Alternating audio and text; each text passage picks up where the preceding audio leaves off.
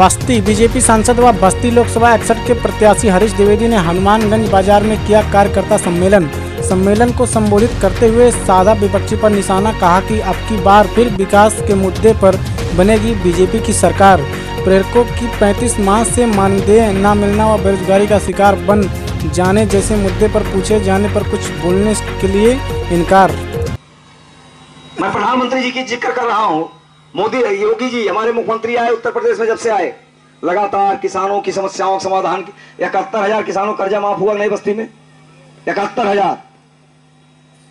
Munderwa sugar mill 30 साल से बंद हुई थी, मुख्यमंत्री जी आए, पहली कैबिनेट बैठक में उन्होंने डिसीजन लिया और मुंडेरवा की शुगर मिल चालू हो गई। उसको उद्घाटन करना था लेकिन आचार संहिता लग गया था, नहीं किया, लेकिन चालू हो गई।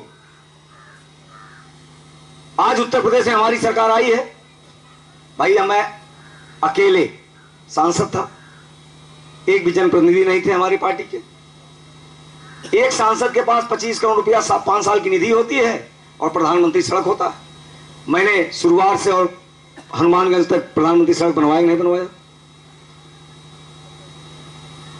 केशवापुर से भी सड़क में पास करवाया हूं हनुमानगंज तक की। छपिया से परसोहिया की सड़क में बनवाया कि नहीं बनवाया। आज उत्तर प्रदेश में हमारी सरकार आ गई है, केवल रुधौली विधानसभा में सैकड़ों करोड़ रुपए की सड़क हम और विधायक लेकर के आए हैं। कुछ बन रही है, कुछ का टेंडर हुआ, कुछ प्रोसेस में। तो चाहे सड़कों का मामला हो, चाहे गांव के विकास का मामला हो, तमाम धार्मिक स्थलों पर सोलर नल जितना हो सकता था मैंने किया है।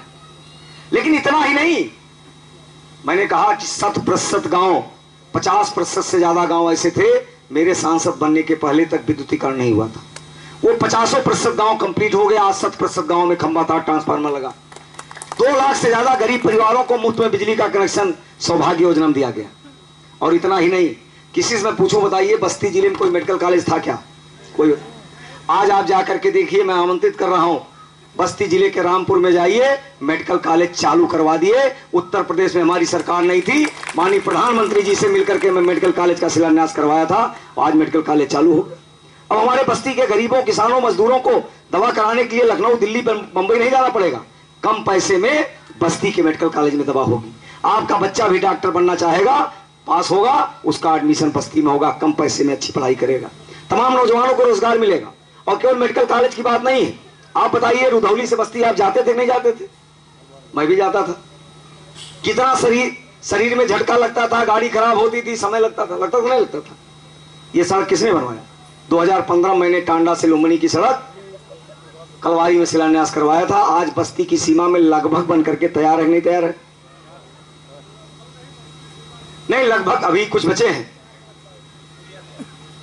बस्ती में नौजवानों के लिए, कलाकारों के लिए, विद्यार्थियों के लिए, साहित्यकारों के लिए, किसानों के लिए, माताओं बहनों के लिए, किसी को प्रधान संघ है, किसी को लगा सम्मेलन करना है जिले का, कहां करते थे बताइए? मैं स्वयं विद्यार्थी के संग काम करता था, तो सोचता था दूसरे लोगों को कार्यक्रम करें तो कहीं टेंट मांगते थे, कहीं कुर्सी मंगाते थे, कहीं माइक लाते थे।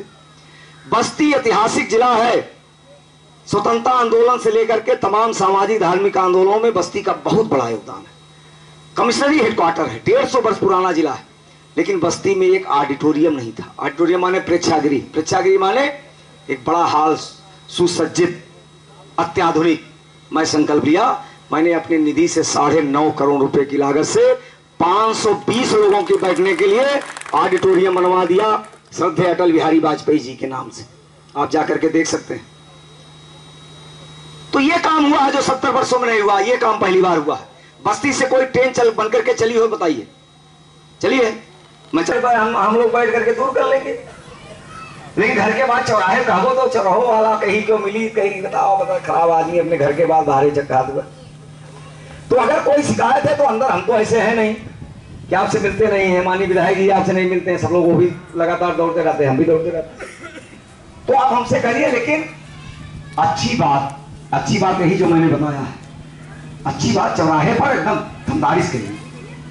दूसरे के पास कुछ भी मुद्दा नहीं है चर्चा करने का, वोट मांगने का।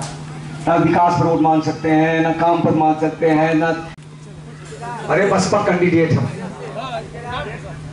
अब वो आई हैं तो कैसे वोट मांगे? अरे मोदी आ जाएगा तो मुसलमानों को खा जाएगा। अरे आ क्या जाएगा? मोदी जी तो आए हैं 5 साल से, कि वो मुसलमान के कौन नुकसान भाई बताओ? सारी योजनाओं का लाभ मोदी जी ने दिया। ये तो कहा नहीं कि हिंदू मिलेगा मुसलमान को नहीं मिलेगा, सबको दिया नहीं दिया। फिर क्या कहेंगे, अरे भैया भतीजवा गलती कही दी, हम कहा करिए, हम बहुत डांटे। तो भतीजवा तो तुम्हारे नाम पर जीता रहा और एमपी गिरी भी भतीजवा नहीं चलाया रहा, चाचे जी चलाए रहे। तो गलती अगर उसने किया तो आपकी गलती है, दूसरे गलती नहीं है। फिर क्या कहिए, अरे भैया जाति के प्रतिष्ठा बात बा है कौनों तरह से। अब आप बताओ, मोदी जी ने किसान हमारा परेशान था, किसान सम्मान निधि कौनों जाति देख के दिए इनका 3,65,000 लोगों बस्ती जिले किसान सम्मान निधि में पहली किस्त 2-2 हजार रुपया आना है, जिसमें 2 लाख लोगों का आ गया। पहली किस्त, दूसरी किस्त भी आ रही है। 1,65,000 लोगों का रजिस्ट्रेशन नहीं हो पाया था, अब कंप्लीट हो गया, वो भी आने वाले समय में आएगा। आज सर कार्यकर्ता सम्मेलन था हनुमानगंज में, और इसमें अपने जो आपके बूथ में अध्यक्ष है या बूथ के कार्यकर्ता हैं उनको आप किस तरह की हिदायत देंगे? आने वाले समय में देश को और ताकतवर बनाने के लिए और मजबूत बनाने के लिए मोदी जी के नेतृत्व में देश इतना तेज़ी से आगे बढ़ रहा है, उसको ताकत देने के लिए पुनः एक बार भारतीय जनता पार्टी सरकार बनाने के लिए, मोदी जी को प्रधानमंत्री बनाने के लिए हमारे सभी कार्यकर्ताओं ने संकल्प लिया है।